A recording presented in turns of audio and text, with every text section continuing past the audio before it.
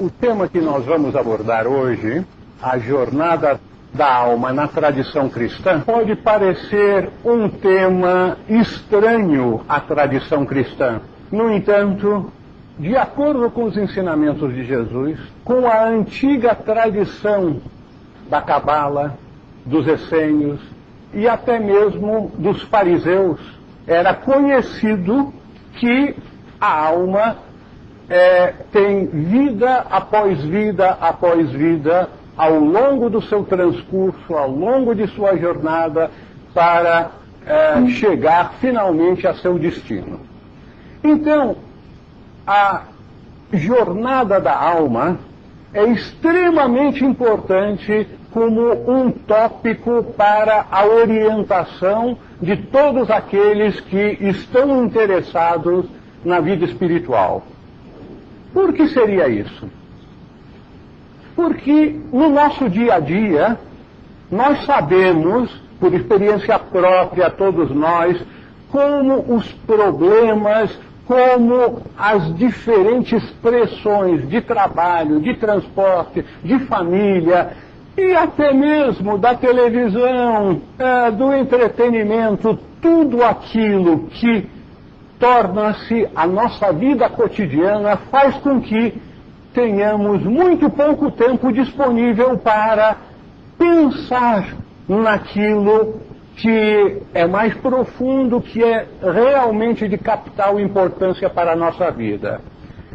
E a jornada da alma nos oferece essa possibilidade de penetrarmos naquelas questões fundamentais que inevitavelmente todos nós já nos fizemos várias vezes, que são: quem sou eu? De onde vim? O que estou fazendo nesse lugar? Para onde vou? As diferentes apresentações sobre a jornada da alma respondem diretamente e de forma contundente todas essas 4 perguntas fundamentais. A tradição cristã é muito rica no estudo da jornada da alma. Uma das apresentações mais simples, que está inserida na própria Bíblia canônica, é a parábola do filho pródigo. A maior parte dos cristãos não se dá conta de que a parábola do filho pródigo, na verdade, é uma apresentação de toda aquela jornada cíclica em que o ser humano vai penetrando em níveis cada vez mais densos até chegar, digamos, ao fundo do poço da condição humana, que na parábola do filho pródigo é apresentada como o jovem que está cuidando dos porcos e queria comer a comida dos porcos, até que ele se dá conta que na casa do pai existe alimento em abundância e decide retornar e volta, o pai o recebe de braços abertos. Então, essa parábola do filho pródigo é a apresentação mais simples da jornada da alma. Nós temos também uma das apresentações mais completas, complexas e profundas de toda a literatura esotérica, que é Pistis Sophia. Esse texto apresenta de forma extremamente profunda todas as implicações das mudanças interiores necessárias para que a personalidade, por um lado, com a ajuda do Deus interior, que em Pistis Sophia é apresentado como sendo Jesus, vão ocorrendo ao longo de uma série de apresentações que tradicionalmente são apresentadas como sendo arrependimentos, mas na verdade são transformações interiores, até finalmente que haja aquele ato final de Jesus ascendendo aos céus e Piscis Sofia alcançando a sua libertação. Mas entre esses dois extremos, nós poderíamos apresentar algo intermediário em complexidade e em riqueza de ensinamentos. E isso é o hino da pérola. O hino da pérola atribuído a Bardesanes, um místico do século II, que apresentou essa alegoria que aqueles que têm olhos para ver entendem a profundidade do ensinamento que foi transmitido por esse discípulo de Jesus. Eu digo aqueles que têm olhos para ver porque, para o entendimento mais profundo de nossas Sagradas Escrituras, dos textos de todas as tradições religiosas, nós precisamos conhecer a estrutura da linguagem sagrada. Essa estrutura é uma muito especial, uma linguagem especial, que através de analogias nos permite entender, desvendar, interpretar o sentido último dessas alegorias. Já fizemos várias vezes apresentações sobre as chaves para a interpretação da linguagem sagrada. Muito rapidamente diríamos que as 4 chaves conhecidas, existe uma 5ª chave que é muito complexa, que é a numerologia, que não vamos mencionar aqui, mas as 4 chaves conhecidas são: tudo aquilo que é apresentado como ocorrendo no exterior, ocorre no interior do ser humano. Todos os personagens de uma passagem da Escritura Sagrada referem-se a aspectos de cada ser humano. Cada passagem apresentada representa uma determinada etapa da jornada da alma, da evolução do ser humano.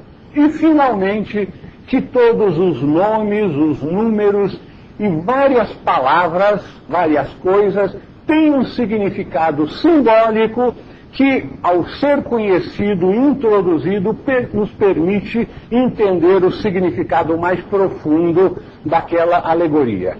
Então, eu proponho que examinemos, então, o hino da pérola, utilizando estas chaves para o nosso entendimento, para que possamos tentar, ao final, responder aquelas 4 perguntas iniciais.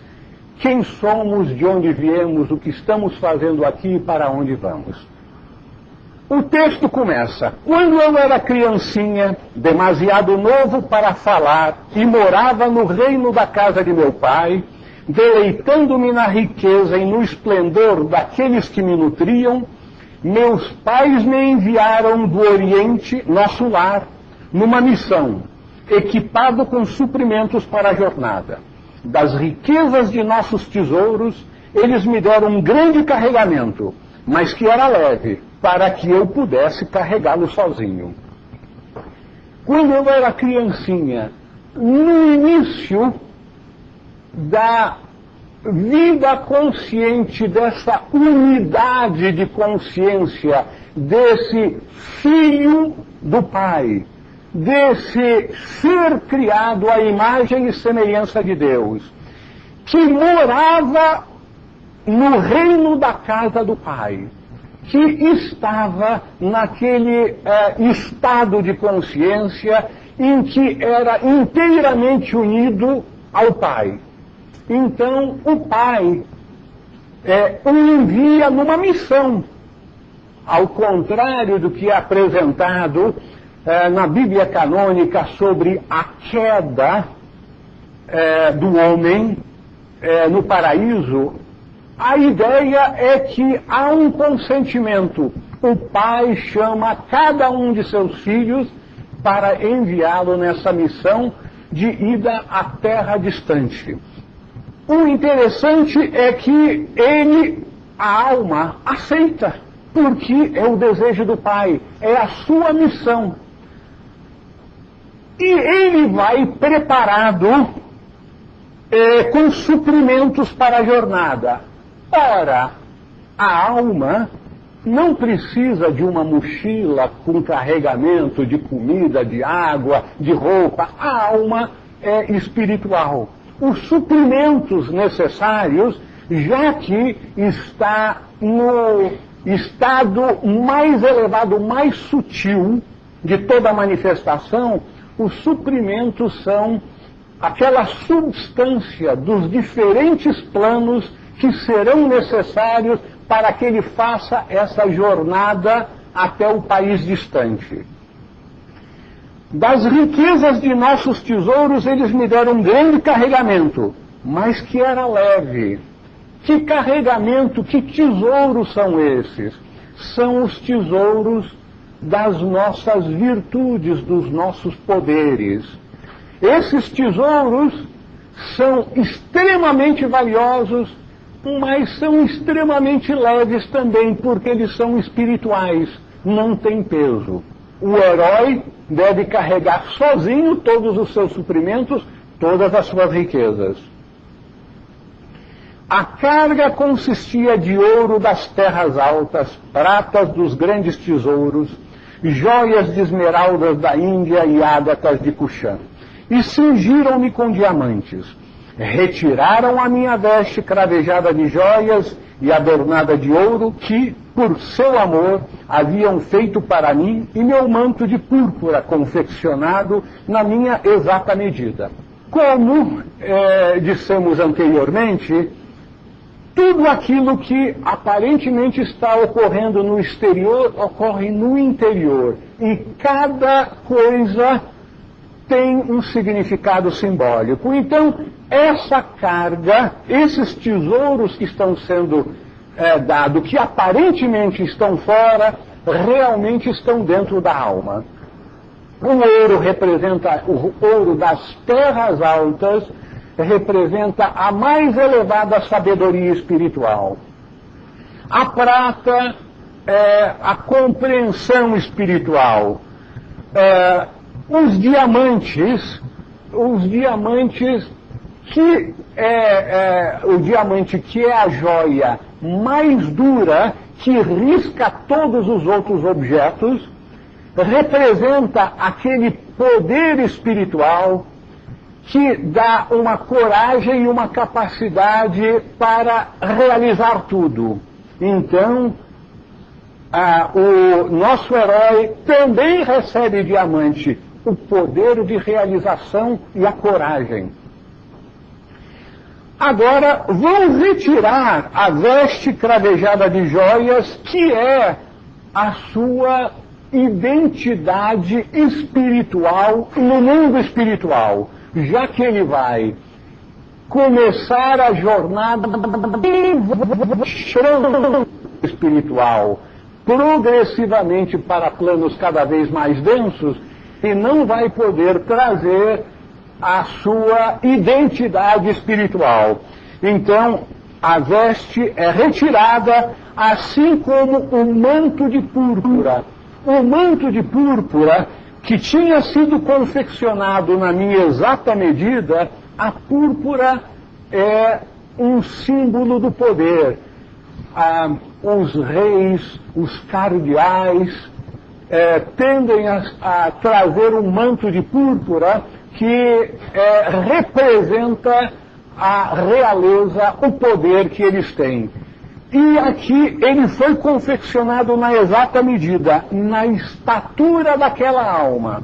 E fizeram um pacto comigo, gravando em meu coração, para que eu não pudesse esquecê-lo, dizendo isto: se tu fores ao Egito e dali trouxeres a pérola que se encontra no meio do mar, envolta pela serpente voraz, então colocarás outra vez a veste cravejada de joias e, por cima, o manto que tanto aprecias, e serás um herdeiro de nosso reino, juntamente com teu irmão, o segundo em nossa hierarquia.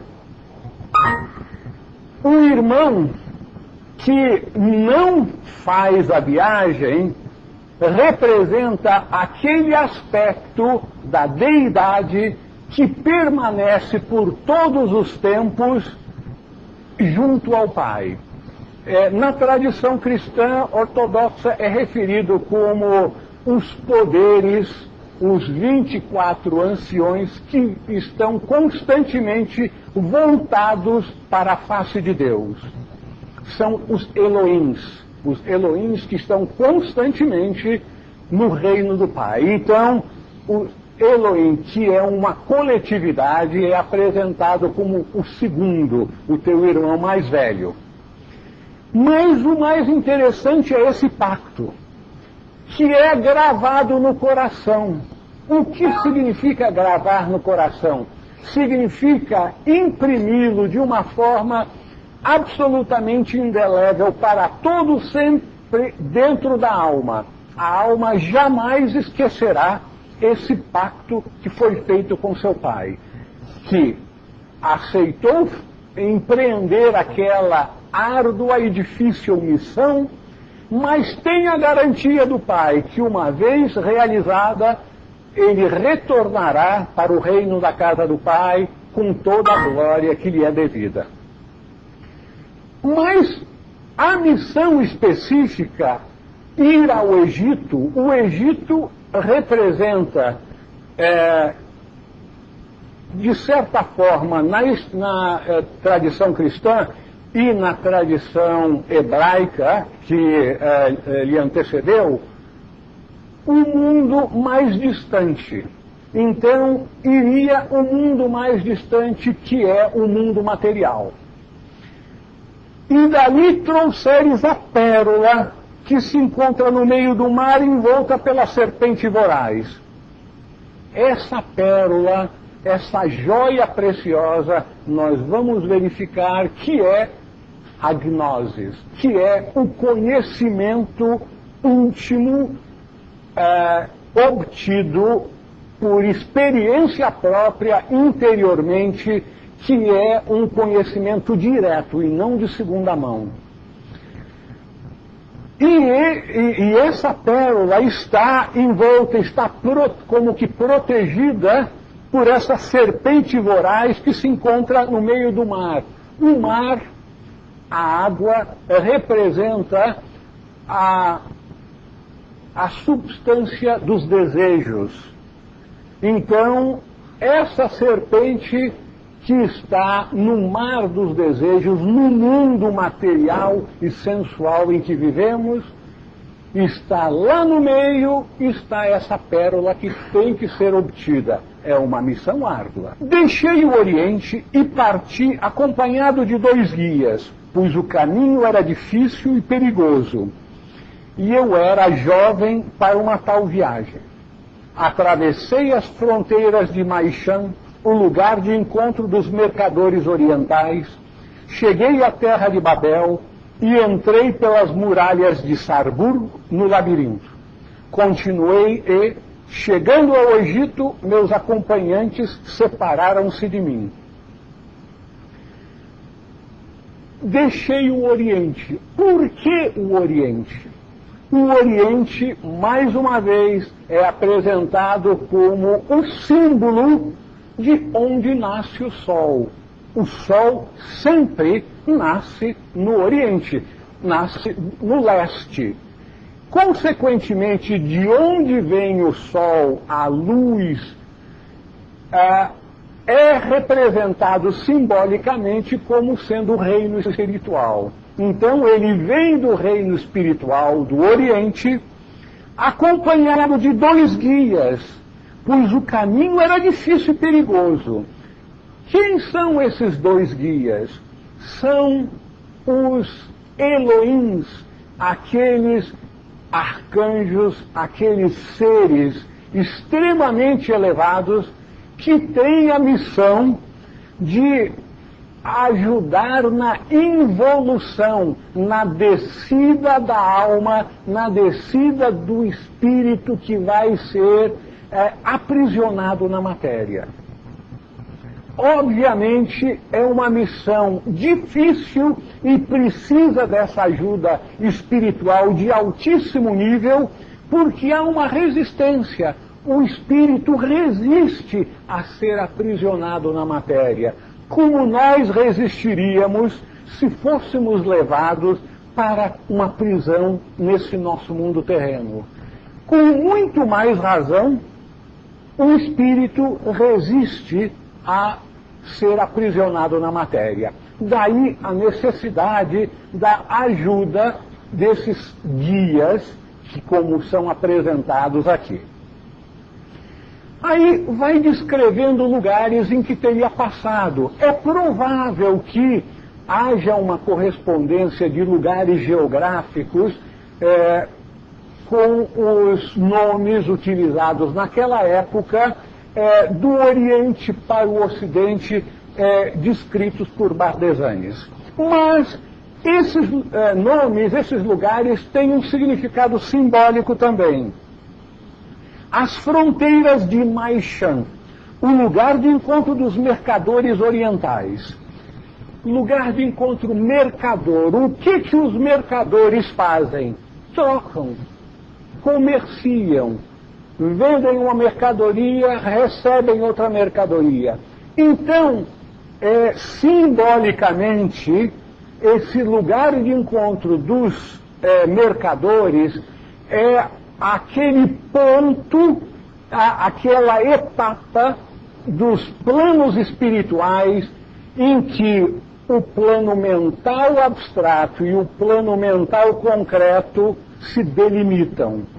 O plano mental abstrato e tudo que está acima faz parte do plano espiritual, ou dos planos espirituais, e do mental concreto para baixo, do plano ou dos planos materiais. Consequentemente, essa seria uma fronteira que na tradição oriental é muitas vezes referida como o Antakarana, aquela ponte que liga o espiritual com o material. E aí então ele chega à terra de Babel. Babel simboliza a confusão de línguas, a confusão da comunicação. E esse plano, porque todos os lugares externos referem-se a planos interiores, representa então o plano das emoções. E finalmente continua descendo e entra pelas muralhas de Sarburgo no labirinto. O labirinto representa, no caso, o plano etérico, em que há uma miríade de conexões energéticas. O nosso corpo etérico, o nosso corpo energético, também assim chamado, em que são estabelecidas as conexões e a formação dos nossos corpos materiais, ou seja, mental concreto, emocional e físico, com suas tendências. Isso é extremamente importante. E, continuando, finalmente chega ao Egito. Então, os seus acompanhantes separam-se dele porque já realizaram a sua missão de trazê-lo ao plano mais denso. Incontinente procurei a serpente, estabelecendo-me próximo de sua morada, aguardando a ocasião em que ela ficasse sonolenta e fosse dormir, para então tirar-lhe a pérola. Como estava sozinho e me mantia à parte, parecia um estranho para meus companheiros de hospedagem. Entretanto, lá eu vi um homem livre, meu parente da terra da alvorada, um jovem formoso e bem favorecido, filho de nobres. Ele veio e juntou-se a mim. Procurei a serpente que aparentemente está fora. Tudo que é descrito como ocorrendo no exterior, ocorre também no interior. Essa serpente está também no nosso interior e falaremos a seu respeito muito em breve. Aguardando a ocasião em que ela ficasse sonolenta e fosse dormir. aqui é apresentado um véu. Na literatura esotérica, sempre que é apresentado algo que tem a ver com segredos que concedem poder, é sempre lançado um véu para confundir ou tirar a atenção da pessoa que não está ainda preparada para entendê-lo. E o que nós vamos verificar, que o véu aqui é aguardar a ocasião em que ela ficasse sonolenta e fosse dormir. Porque, na realidade, o que vai ser necessário é exatamente o oposto. Fazer com que a serpente venha a acordar para que, acordada, ela possa, então, nos doar essa pérola. Mas chegaremos lá. Ele estava sozinho e se mantinha à parte, parecendo um estranho. Porém, ele viu um homem livre. Homem livre em que sentido? Não é prisioneiro do Egito, das condições de materialidade em que viviam. Nós estamos observando que esse jovem nobre está ainda com uma parte de sua consciência espiritual, porque ele identifica outro jovem como ele mesmo. Então, esse jovem passa a ser seu companheiro. Filho, meu parceiro predileto, um parceiro para minhas jornadas. Como constante companheiro, alertou-me sobre os egípcios para que evitasse misturar-me com os impuros, pois havia me vestido como eles, para que não pudessem imaginar que eu era estrangeiro e tinha vindo de longe para apossar-me da pérola e pudessem assim incitar a serpente contra mim. Então, esse companheiro, que obviamente representa um instrutor espiritual, um companheiro nobre, jovem formoso, porque a alma dos grandes instrutores, para aqueles que têm olhos para ver nos planos espirituais, a aura, a irradiação de um tal ser elevado é absolutamente maravilhosa. Então, era um jovem formoso. E ele começa, como instrutor, a instruí-lo. Disse para não misturar-se com os impuros, aqueles que estão voltados para a materialidade. E como a nossa jovem alma, e a nossa jovem alma, em vez de nós estarmos procurando por esse jovem fora, lembrem-se que essa jovem alma é cada um de vocês. Então, ele estava vestido como os egípcios, ou seja, usava um corpo físico. No entanto, era importante que ele não desse a entender para aqueles que o cercavam que ele era diferente, porque assim eles poderiam incitar a serpente contra ele. No entanto, essa serpente, a capacidade para o suposto mal da serpente é utilizar a energia da serpente, a energia serpentina, em vez de produzir a gnose, simplesmente para viver na sensualidade mais crassa. Mas, por alguma razão, eles souberam que eu não era de seu país. Com suas artimanhas apresentaram-se a mim e ofereceram-me seus alimentos para comer. Ao prová-los, esqueci-me que era filho de um rei e tornei-me um servo do rei deles. Esqueci-me completamente a pérola para a qual meus pais me haviam enviado e, com o peso de seus alimentos, mergulhei num sono profundo. Tudo aqui é alegórico. Aqueles com quem ele convivia perceberam que ele era diferente. Por quê? Apesar de estar num corpo físico como todos os outros. Porque ele não estava ainda voltado para uma vida direcionada para a materialidade. Mas, então, os que o cercavam, o pessoal do povo da terra do Egito, os egípcios, então, apresentaram alimentos para ele comer. Mas será que está se referindo a alimentos sólidos, pão, leite? Ou será que está se referindo àquilo que alimenta os diferentes corpos, principalmente as emoções e os pensamentos? Então, esses são os alimentos grosseiros que, ao prová-los, ele acaba se esquecendo que era filho de um rei.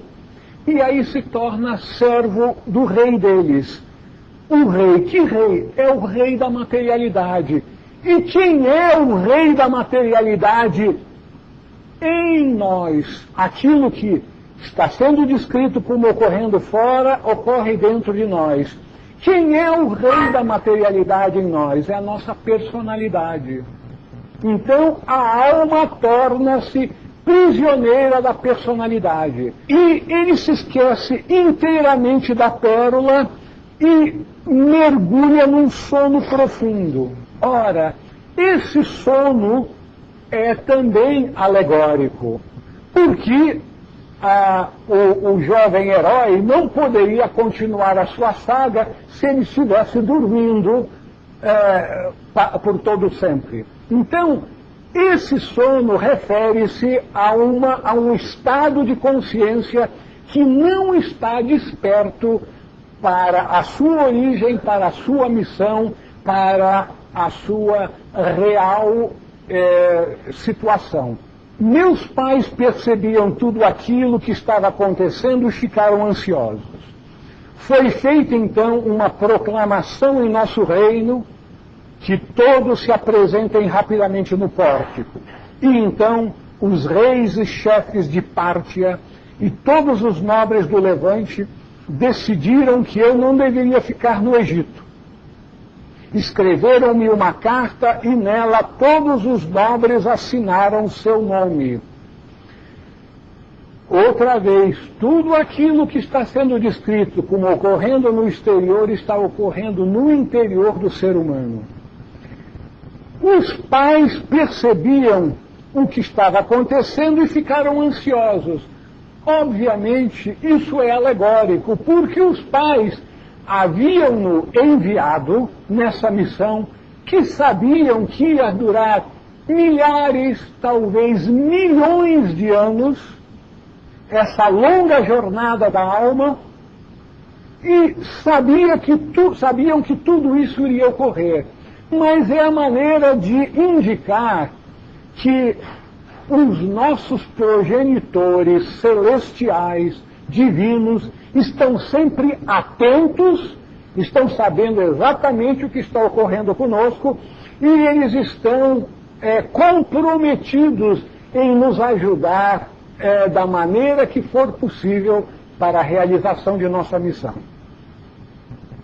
Então, é feita uma proclamação e todos são chamados, todos os nobres, para deliberar e decidem que ele não deveria continuar no Egito e escrevem uma carta na qual todos assinam o nome. O nome, na linguagem sagrada, geralmente refere-se ao poder. Então, o nome de Jesus é o poder do Cristo. O nome de cada aspecto da deidade é aquele poder daquele aspecto da deidade. Consequentemente, todos assinam, toda a divindade, a coletividade daquilo que nós chamamos de Deus, toda a coletividade de anjos, arcanjos e grandes seres colocam o seu poder à disposição desse jovem peregrino. E aí a carta que é escrita: de parte de teu pai, um rei dos reis, de tua mãe, senhora do levante, e de nosso segundo, teu irmão, ao nosso filho no Egito, saudações. Acorda e desperta de teu sono. Ouve as palavras de nossa carta. Lembra-te que és filho de um rei. Vê a quem serviste em tua escravidão. Pensa outra vez sobre a pérola, a razão pela qual viajaste ao Egito. Esse é o chamado da alma. Esse é a voz da consciência, a voz do silêncio, que de tempos em tempos todos nós ouvimos no interior. Tem alguma coisa errada com nossa vida. Vamos despertar. Toda a hierarquia celestial está conosco. Vamos nos lembrar que cada um de nós é filho de rei, é filho de Deus, e que, por causa do nosso esquecimento, da nossa ignorância, da nossa real situação, da nossa nobreza, nós acabamos servindo o rei do mundo material, a personalidade. Lembra-te tua veste gloriosa e de teu esplêndido manto, para que possas outra vez vesti-los e usá-los como ornamentos, e para que teu nome possa ser lido no livro dos heróis, e com nosso sucessor, teu irmão, possa ser herdeiro em nosso reino. Conclamando a esse jovem para voltar-se para a beleza da vida espiritual. A carta que o rei havia lacrado com sua mão direita era como um mensageiro contra a ameaça dos filhos de Babel e dos rebeldes demônios do labirinto. Ela voou na forma de uma águia, a rainha de todas as aves, voou até pousar ao meu lado, transformando-se num discurso inteiro. Com sua voz e o som de suas asas, levantei-me, despertando de meu sono profundo. Tomei-a, beijei-a, parti seu lacre e ali.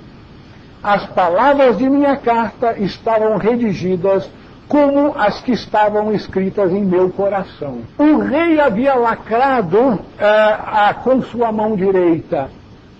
A mão direita é sempre usada nos atos teúrgicos, nos rituais, como a maneira de direcionar a força. Ela é lacrada com o poder divino para que venha a nós. E tem o poder de superar as forças contrárias que se instalam no nível de Babel, ou seja, do nosso plano das emoções, e os rebeldes demônios do labirinto, que nada mais são do que a expressão do nosso karma. Porque o nosso corpo etérico, que molda o nosso corpo físico, o nosso corpo emocional, mental, é a consequência de nosso karma. Então, os nossos demônios são as nossas próprias ações, palavras e pensamentos. E a carta voa na forma de uma águia, a rainha de todas as aves. Por que uma águia? Porque a águia voa mais alto do que todas as outras aves. E o voar, elevar-se, é o símbolo da elevação de consciência.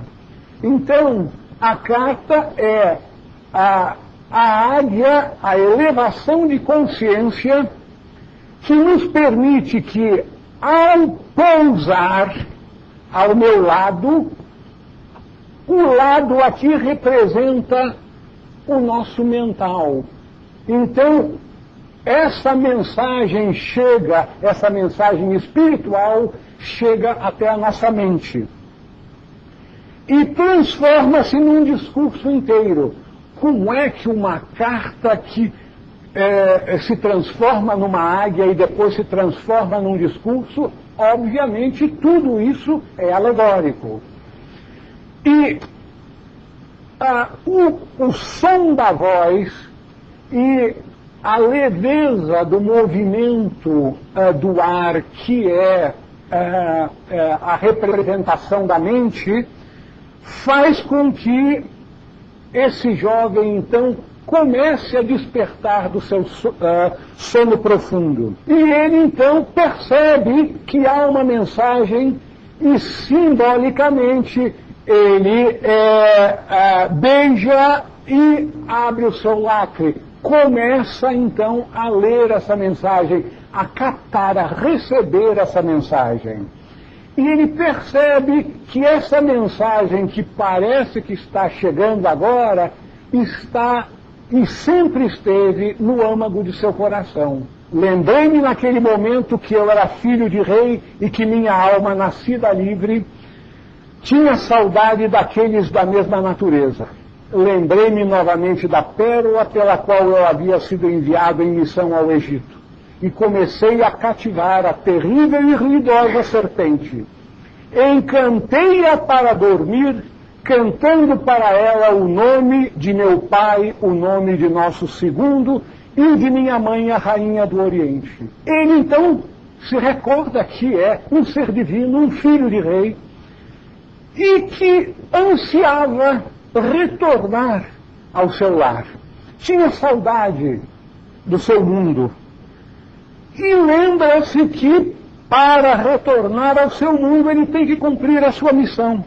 Ele tem que apoderar-se dessa pérola. E então, ele começa a cativar a terrível e ruidosa serpente. Encantei-a para dormir, encantei-a para dormir.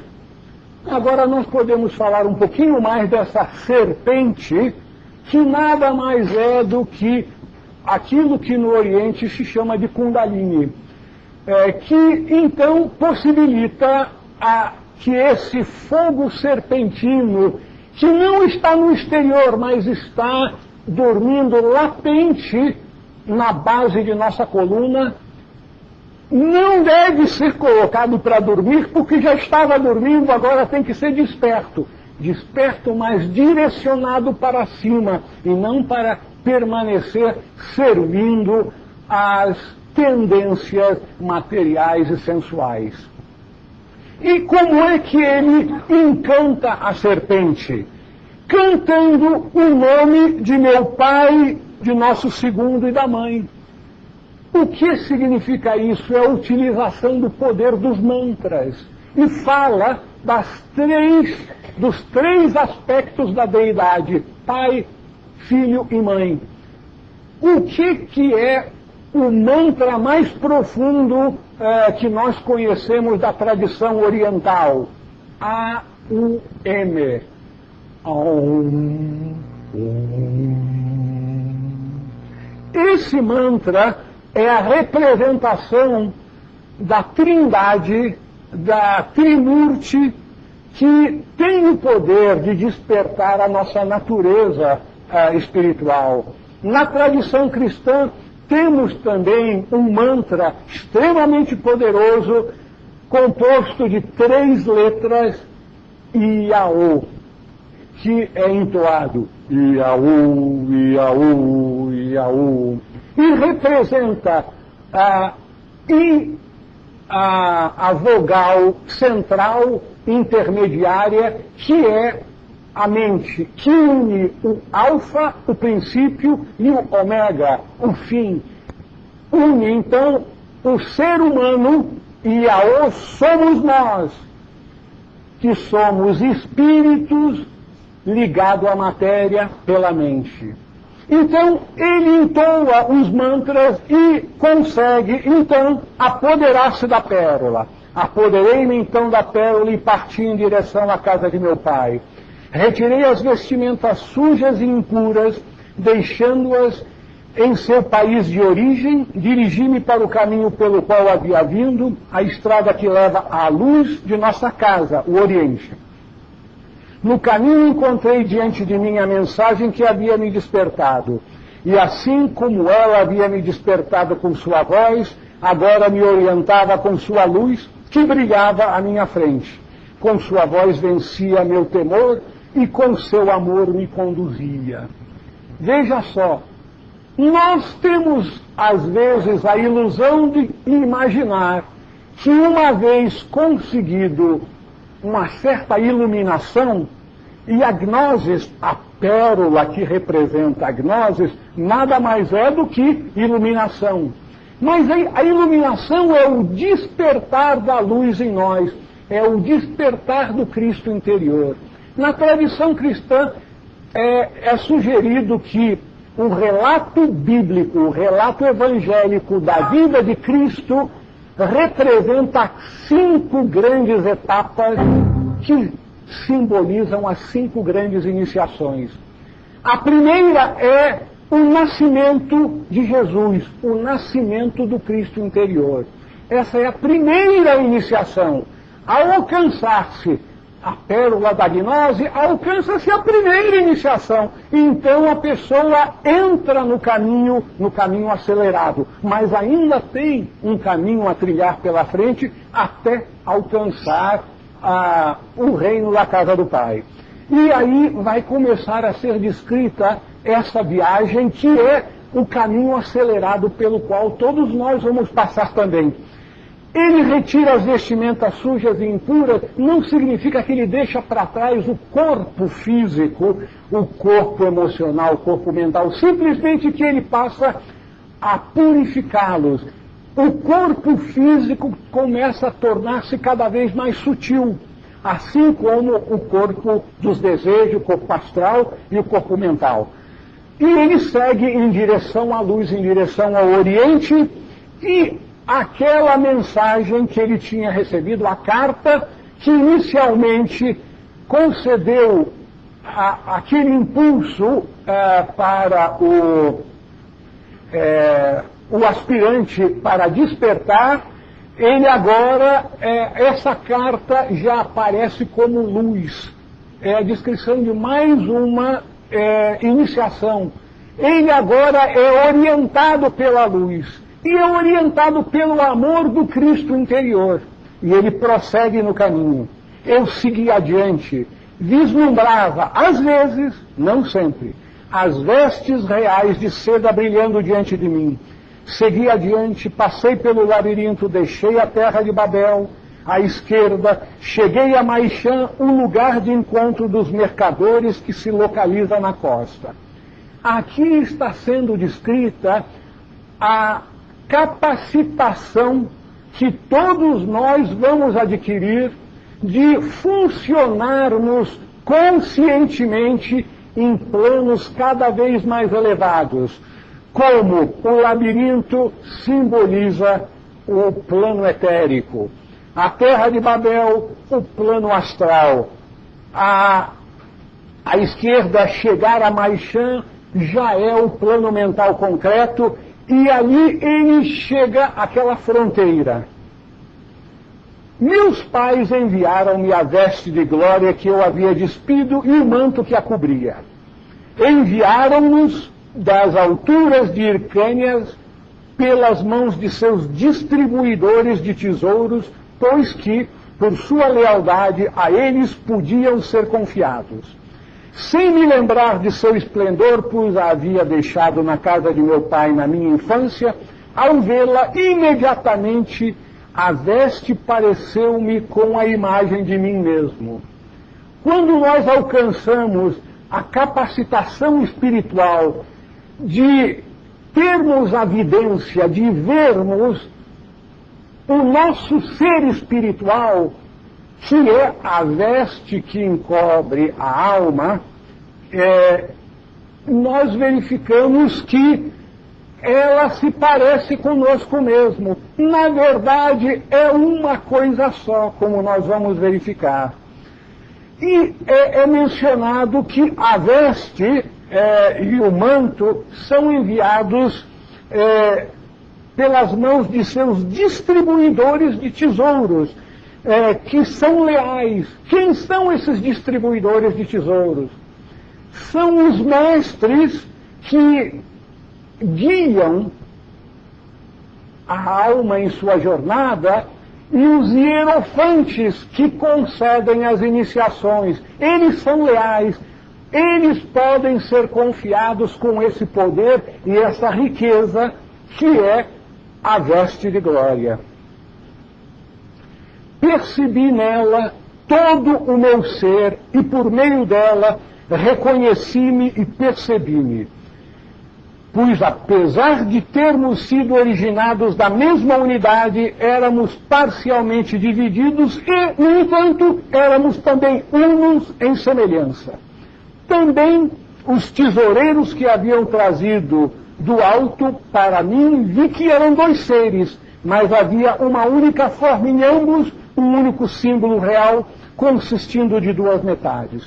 E traziam meu dinheiro, minha riqueza em suas mãos e deram-me minha recompensa. Aqui, outra vez, o nosso jovem está descrevendo o que é a beleza da unidade sem a obliteração que às vezes é descrita, a gota d'água que entra no oceano e se funde no oceano, e a gente pensa, coitadinha da gota d'água, já não existe mais naquele oceano todo, mas cada um de nós, uma gotinha d'água no oceano da totalidade, manteremos a nossa identidade, assim como cada órgão de nosso corpo faz parte do organismo total, dessa totalidade, mas é uma individualidade. Então, isso que é muito difícil para nós entendermos com a nossa mente concreta, é uma percepção direta da realidade em que há uma unidade com a manutenção da singularidade de cada alma. E o mesmo com relação aos tesoureiros, que aí estavam apresentados como sendo dois, mas eram unos, ainda que tivessem a sua identidade. E lhe deram então a recompensa. A gloriosa veste reluzente, enfeitada com brilhante esplendor de cores, com ouro, pérolas e também com pedras preciosas de diferentes cores. Para realçar sua grandeza, estava cingida com diamantes. Além disso, a imagem do Rei dos Reis estava estampada inteiramente nela. Pedras de safira tinham sido afixadas na gola com lindo efeito. Percebi que movimentos de gnoses abundavam em toda a sua extensão e que estava se preparando como que para falar. Ouvi o som de sua música que sussurrava ao descer. Sou eu que pertence àquele que é mais forte do que todos os seres humanos, e para o qual fui indicada pelo próprio Pai. E percebi em mim como minha estatura aumentava com sua atividade. Então está indicando o processo da última iniciação que torna, ao vestir a veste de glória, o manto do poder, o ser humano, então, como que ouve que essa veste foi feita para aquele que é mais forte do que todos os humanos, porque é dito que, quando se recebe a última, a quinta iniciação, o ser humano deixa de ser ser humano. Ele aprendeu tudo que a condição de humanidade tem a oferecer.